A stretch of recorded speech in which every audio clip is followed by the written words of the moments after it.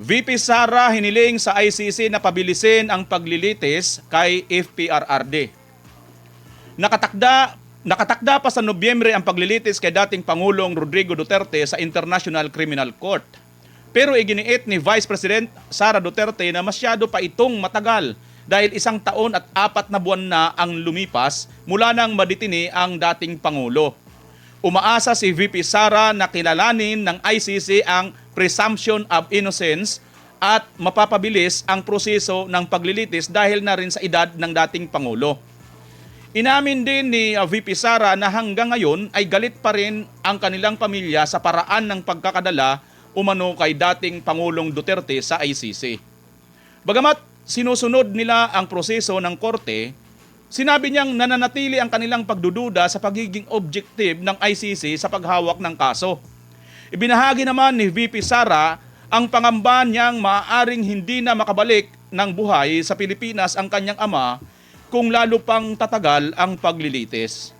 Itinakda ng ICC Trial Chamber 3 ang formal na paglilitis o trial laban kay FPRRD sa Nobyembre at 30 ngayong taon, partner. Anong masasabi mo rito, partner, sa tila bagang pautay-utay or lalo pang pagdadagdag ng pahirap pasakit sa pamilyang Duterte ang pagtagal ng kaso ni Pangulong Duterte? Aside from, wala namang palang partner kaso itong ICC na ito, kundi si Pangulong Duterte lang, partner. Oh, meron yatang isa, pero hindi naman kasing sikat ni Tatay Digong. Alam mo, partner, nakakaawa nga yung matanda na dito kasi yan yung sinasabi natin na cultural. 'Di ba? Yung culture natin mapag-alaga tayo sa matanda eh. Diyan sila, wala silang pakialam. 'Di ba? Nababalitaan natin nahuhulog, nadadapa si Tatay Digong, walang kasama sa selda niya, mag-isa lang. Kaya nakakaawa. Samantalang ang mga pinagbatayan pala niyan yung mga hindi dumaan sa partner, sa notaryo publiko, yung mga testimonya nila Las Cañas. Ngayon lang natin natuklasan, yan pala yung mga pinagpapasok diyan. Grabe. Ang dali pong kumuha dito ng mga magtitistigo, di ba? Sana Walang pananagutan yun, partner. correct, kasi wala ka namang pinanumpaan eh. Kaya alam niyo po, napakalugi po natin. Sana itong ginagawa na US, sana gamitin po ninyo itong kaso ni Tatay Digong para mabuwag na yung ICC na yan, partner. Ako talaga, ang pangit ng biruin mo, partner, kung tayo ay miyembro pa, hindi pa rin basta-basta ipapadala ang mga akusado dun sa dahig. Kailangan dumaan muna, partner, sa Local court. local court. O yan, kung member tayo Ikalawa, last resort sila kung walang umiiral na korte rito sa Pilipinas, tsaka lang dadalin dun. Sino pong Pilipino ang magsasabi na walang umiiral na korte rito? Aba, wala, partner, kasi nga mayat-maya 3-10 ang kaso laban dito sa mga, lalo na kalyado ka ng mga Duterte, di ba? O, di ba? Bakit ang tagal magpasya ng Supreme Court? Dahil patong-patong na yung kaso dyan. Imaginein mo, partner, hindi na natin nakita yung mukha ko. Ayun, bumalik. Imaginein mo, partner. Di ba yung pinag-uusapan pa rin yung mga nauna pang ikinaso na tungkol sa 2024 budget ba? Yung illegal na GAA. Oo. Imaginein po ninyo, tapos sasabihin nyo na walang yun nga po, sarili nila, ang ICC, very willing silang labagin maski sarili nilang batas, partner. Oo, partner. Yun nga yun nga yung ano nito, yun nga yung ano natin dito, partner, kasi nga ito pong pagkakaano kay Tatay Digong, kung talagang susunod lang talaga sa due process, hindi na lang, partner, sa atin. Sabi na lang natin, wag na sa atin. Pero mismo yung ICC, sila mismo ang lumabag sa due process. Sa sarili nilang nila kasi, partner, doon sa Rome Statute na tinatawag. Correct. Parang sa atin, partner, yung 1987 Constitution ang ating pinagbabasihan, di ba? Sa kanila, partner, may tinatawag doon na kailangan dumaan muna sa local judicial authority. Kung ikaw ay member. Oo, partner. Member. Hindi na nga tayo member eh. Oo. Biruin nyo. Sige, tuloy mo, partner. Oo, partner. So, kahit hindi pa tayo member, dapat pa rin sundin nila yon kasi yun nang nasa Rome Statute nila eh. Kumbaga, yun yung kanilang basihan.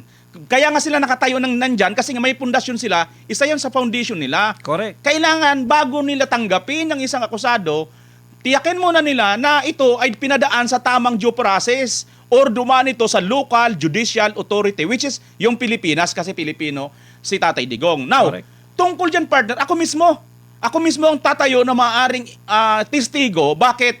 Kasi paglapag ni Tatay Digong dito sa Pilipinas. Naroon ka. Yes, partner. Mm. Andyan pa yung aking kulang-kulang milyon na po ang views ng aking video na 23,000 live viewers dyan, partner. Concurrent live viewers, partner, ha? Habang dumating si Tatay Digong, na videohan po natin hanggang nakarating po doon sa Villamor Airbase, partner, hanggang gabi na lang, live ito, partner, wala po tayong nakita na pinagdalan kay Tatay Digong ng local judicial authority.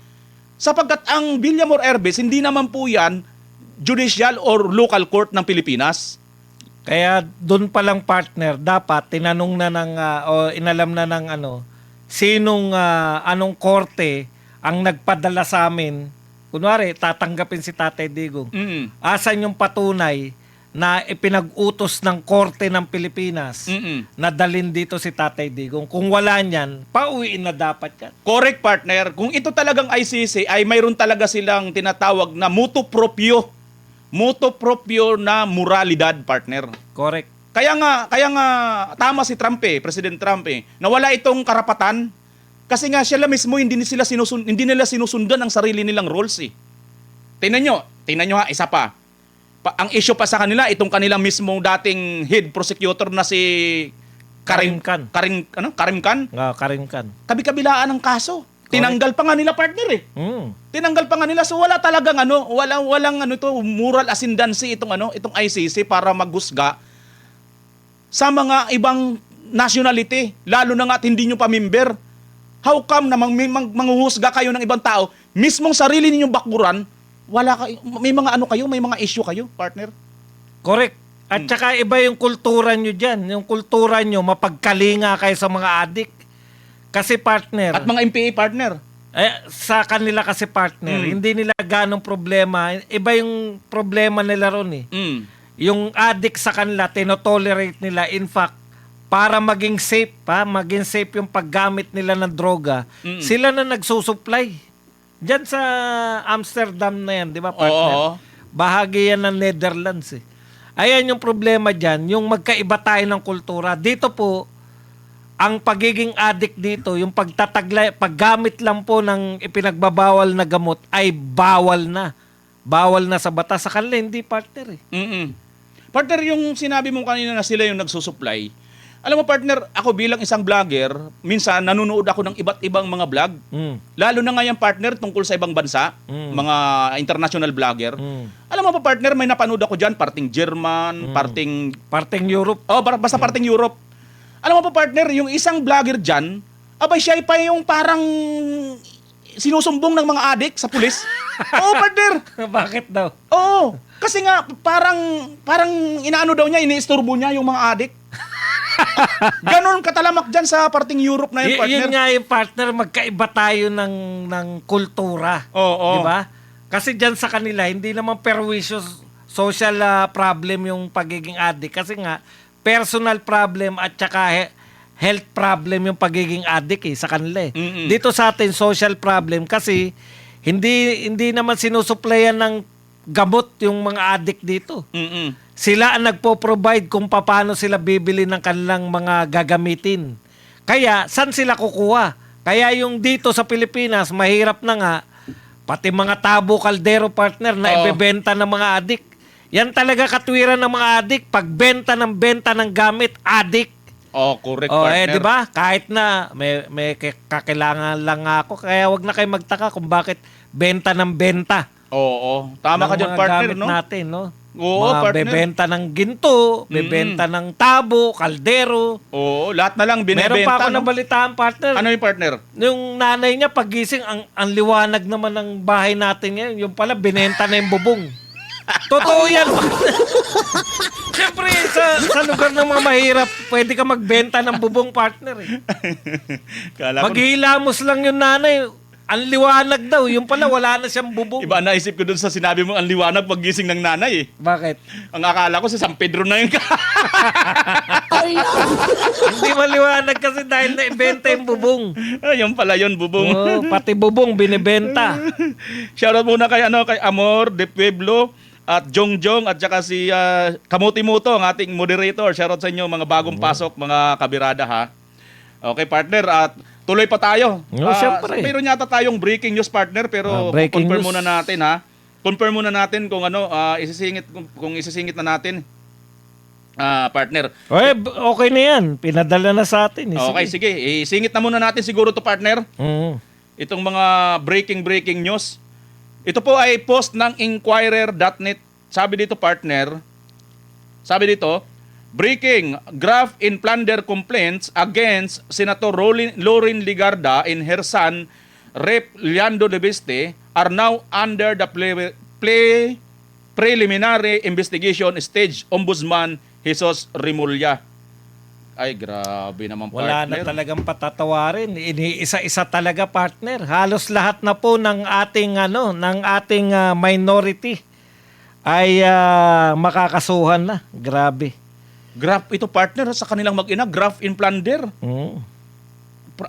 Plunder, anak ko po. Non-bailable Ito na naman yan, yun, partner. talagang target talaga nilang ubusin. Pati, Paano po yan kung hindi nyo po sila papayagan, kung nakakulong na po lahat ng minority senators? Paano po yan kung hindi nyo po sila papayagan na umattend? Panay mga majority senators na lang matitira dyan. Grabe naman. Oo. Shoutout din sa ating 500 mahigit na live viewers. Salamat. Palakpakan natin, partner, kasi kahit konti lang tayo, tuloy-tuloy pa rin tayo, okay? Sige, tuloy-tuloy tayo mga kapartner sa atin pong... Senator Revilla daw, pinayag mong piyansa, sabi ni Milter 10. Gaano kaya katotoo yan? Ano muna yan, partner? Oo. Na-comment lang dito ni Milter 10, pero... Wala pa po tayong balita dyan. Mahirap po yan. Mahirap po yan kasi sampanan ng kaso. Wag nyo na pong kami na po ang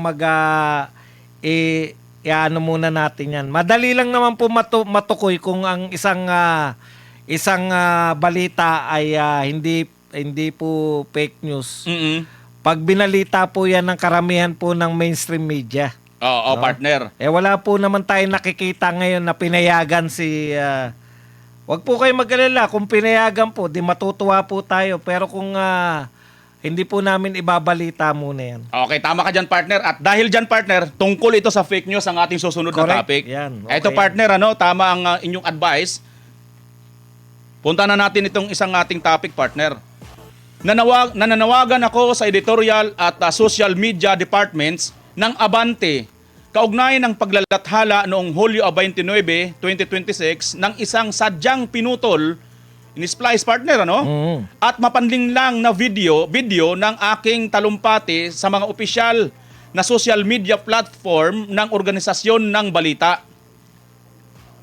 Sa inilathalang material na may kalakip na caption na pwede akong umupa ng gunman sa halagang 5,000 pesos. Pinili ng Abante na kunin at ihiwalay ang iisang pahayag mula sa aking talumpati na binigkas sa labas ng detention facility ng International Criminal Court sa Dahig noong Hulyo 29, 2026. Ang kumakalat na post ay malinaw na halimbawa ng pagkuha ng isang pahayag nang wala sa tamang konteksto at pagpapakita nito sa panlilinlang na paraan upang makalikha ng galit ng publiko at mas maraming online engagement. Kapalit ng katumpakan at responsableng pamamahayag. Sa paghiwalay ng isang pangungusap mula sa aking talumpati nang hindi isinasama ang paliwanag na kaagad na sumunod dito na impresyon na hindi naaayon sa nilalaman, layunin at kabuuan ng konteksto ng aking pahayag. Nananawagan ako sa Abante na panatilihin ang pinakamataas na pamantayan ng responsableng pamamahayag sa pamamagitan ng pagtiyak na ang kanilang mga ulat ay patas, may wastong konteksto at tumpak, at sa pag-iwas sa paglalathala ng mga material na dahil sa piling pag-edit o sensasyonal na presentasyon ay maaaring makapagbigay ng maling impresyon sa sambayanang Pilipino. Karapat-dapat ang mga Pilipino sa pamamahayag na nagsasabi ng katotohanan, nag-uulat ng may pananagutan, at naghaharap ng mga pangyayari sa kanilang wastong konteksto. Ang pampublikong talakayan ay hindi napapalakas ng sensasyonalismo, kundi ng integridad, pagiging patas, at paggalang sa katotohanan. Maraming salamat, Sara Z.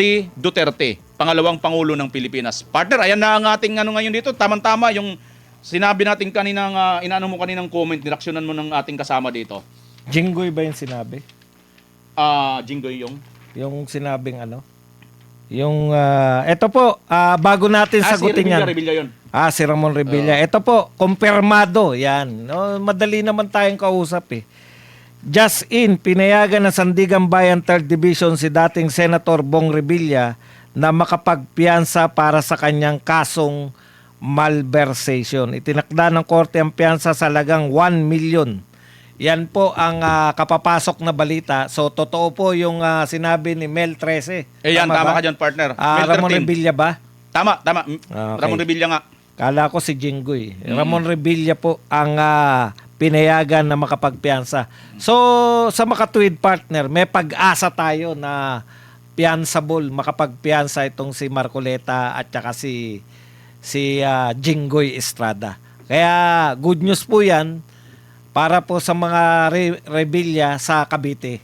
Pero sa atin, siyempre, hinihintay natin si Senator Marcoleta at saka si Senator Estrada. Kasama na rin natin si Mike Defensor, partner. Ito po, reaction dito sa sinabi po ni BP Sara.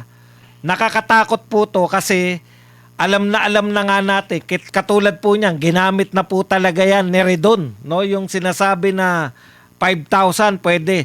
Kaya nga ang tanong ni Redon, 5,000 lang ba ang presyo ng ulo ng Pangulo ng Pilipinas?